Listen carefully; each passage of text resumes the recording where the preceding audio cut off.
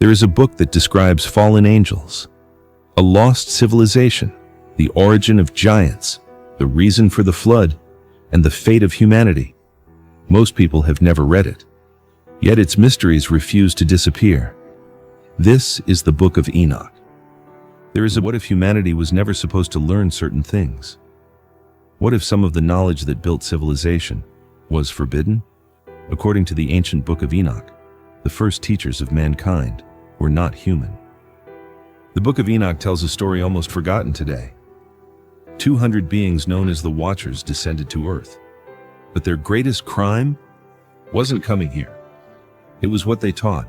The text claims these beings revealed secrets hidden from humanity: metalworking, weapons, astrology, enchantments, even knowledge of the stars. The Book of Enoch doesn't describe them as saviors. It describes them as lawbreakers. One name appears repeatedly: Azazel. He is accused of teaching humans how to create weapons of war. The text suggests that violence spread across the earth after these teachings, but perhaps the strangest part is that the Book of Enoch never blames humanity. It blames the teachers, as if mankind was given knowledge it was never meant to possess. And once learned, it could never be forgotten. Was the story symbolic? A warning about dangerous knowledge? Or did ancient people truly believe civilization changed forever after mysterious visitors arrived? Nobody knows. But the Book of Enoch preserves the story, and the mystery remains. But according to the ancient text, the Watchers paid a terrible price for revealing knowledge humanity was never meant to possess. Was the Book of Enoch warning future generations? Was it a forgotten myth, or a memory of something ancient that humanity no longer understands?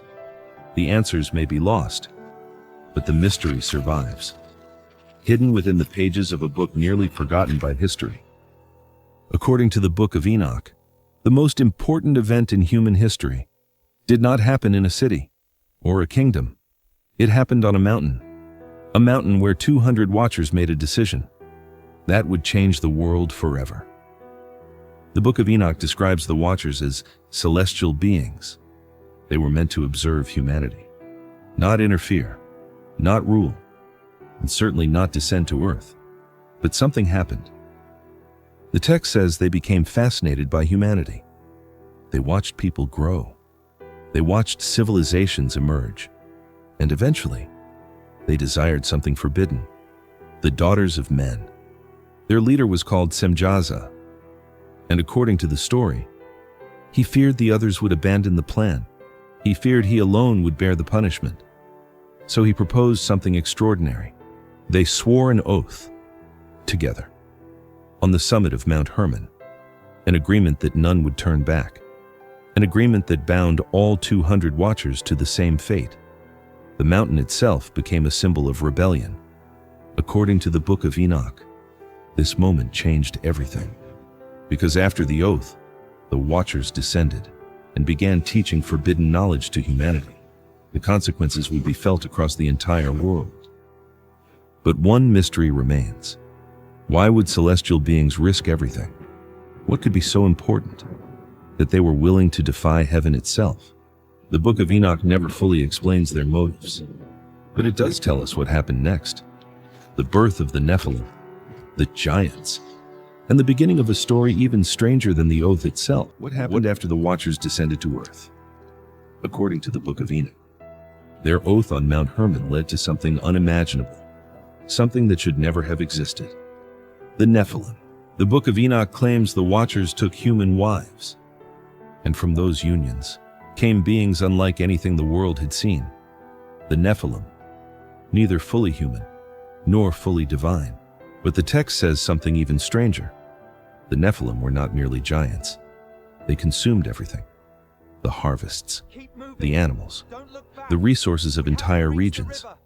And when that was no longer enough, violence spread across the earth. The Book of Enoch describes a world spiraling out of control: corruption, conflict, fear, as if humanity itself was being transformed, not by war, but by influence. And then comes one of the most disturbing ideas in the entire book: The text suggests that the knowledge given by the Watchers was just as dangerous as the giants themselves, because even if the Nephilim disappeared, the forbidden knowledge remained. According to Enoch, heaven watched, and judgment was coming, not only for the Watchers, but for the world they had changed. What if the story of the Nephilim was never about giants? What if it was a warning about knowledge, power, and consequences humanity could not control? The Book of Enoch says the next chapter was inevitable. A great flood, a world cleansed, and a mystery that still survives thousands of years later. When people hear the word flood, they think of Noah. They think of an ark, and animals entering two by two. But the Book of Enoch tells a darker story. A story that begins long before the rain. Because according to Enoch, the world was already dying. The Book of Enoch claims that violence spread everywhere. Kingdoms collapsed, communities disappeared. The balance between nature and humanity was broken. And according to the text, the earth itself cried out. This is where the story becomes strange. Because Enoch does not describe God becoming angry. He describes heaven becoming concerned, as if something had happened. That threatened the future of humanity itself. The text says that archangels looked upon the world. They saw corruption, they saw suffering, and they saw the consequences of the Watchers. But there was another problem. The forbidden knowledge could no longer be taken back. What if the flood was not punishment? What if it was containment? What if it was an attempt to stop something from spreading further? This is one of the most overlooked ideas in the entire Book of Enoch. Then comes Noah. But in Enoch, Noah is not simply a survivor. He is a reset, a new beginning, a chance for humanity to continue, without the influence of the Watchers, without the world that came before. And then the rain begins. 40 days, 40 nights. But the Book of Enoch suggests the real catastrophe happened long before the first drop fell. The flood merely finished what had already begun. But one mystery remains. If the flood erased the old world, why do stories of giants survive in cultures across the globe? Why do legends of heavenly beings appear everywhere? And why was the Book of Enoch removed from most Bibles? Perhaps the flood washed away the evidence, but not the memory. What happened after the flood was announced? According to the Book of Enoch, something extraordinary happened. Enoch was taken, not by death, not by angels, but by a journey beyond the world of men. The text says Enoch was shown places no human was supposed to see. Mountains of fire, rivers of light, and gates leading into the heavens. Not one heaven, but many. What is fascinating is that Enoch does not describe heaven the way we imagine it. He describes structures, boundaries, rooms, doors, as if heaven were a place, not simply a spiritual idea. He was shown the prison of the fallen Watchers, the same beings who descended upon Mount Hermon. And according to the text, they waited there for judgment, unable to escape.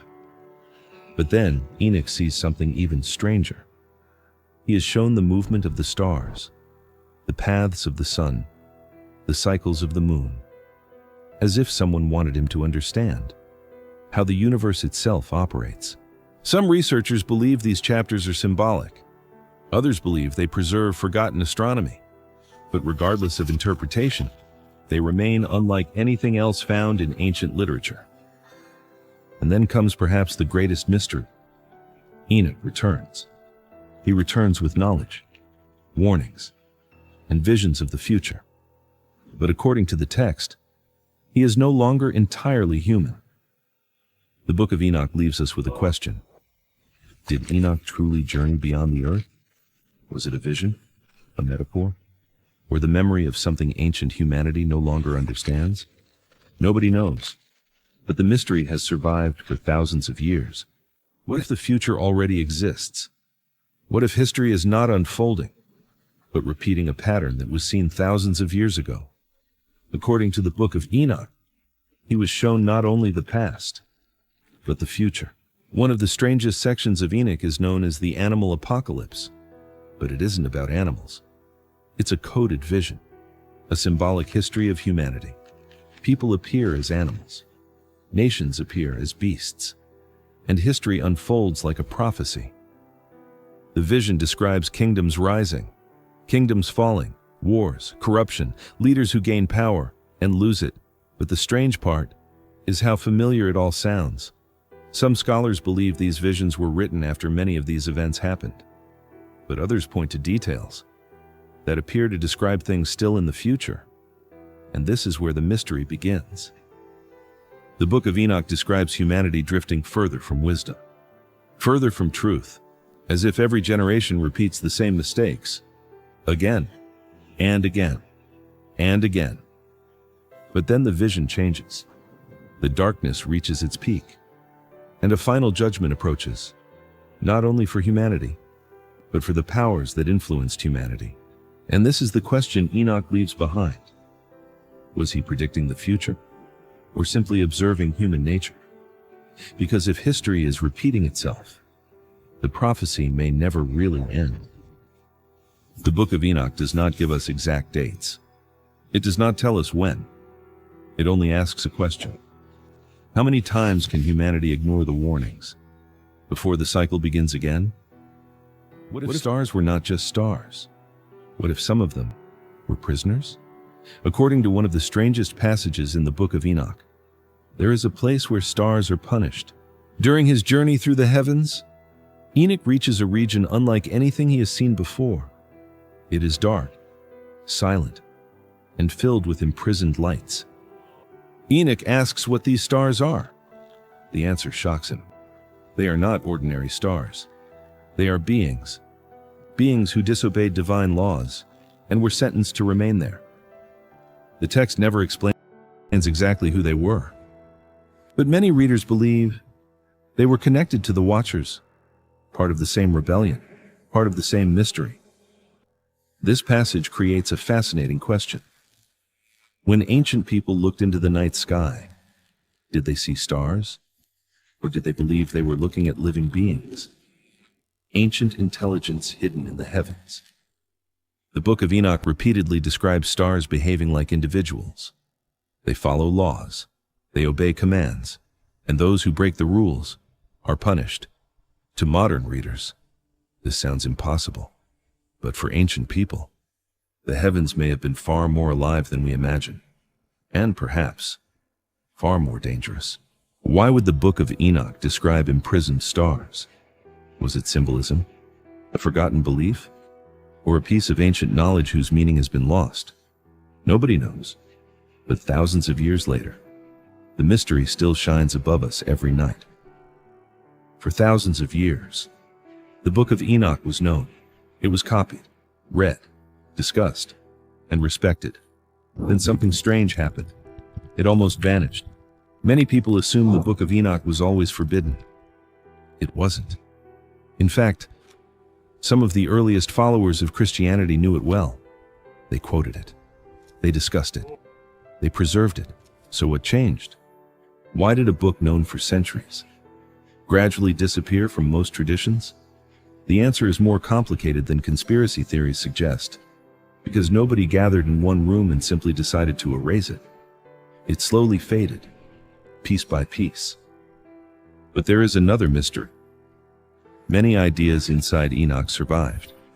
The Watchers, the final judgment, the heavenly rebellion, the coming kingdom. The book faded. The ideas remained. Then comes the strangest question of all. What if the Book of Enoch was never truly lost? What if people simply stopped reading it because its message became uncomfortable? Think about what Enoch actually says. It suggests knowledge can corrupt, power can deceive, and civilizations can collapse, not because of monsters, but because of choices, human choices.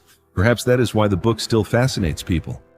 Not because of giants, not because of angels, but because it asks a question humanity still cannot answer. Can knowledge save us or destroy us? The Book of Enoch survived floods, empires, wars, and thousands of years.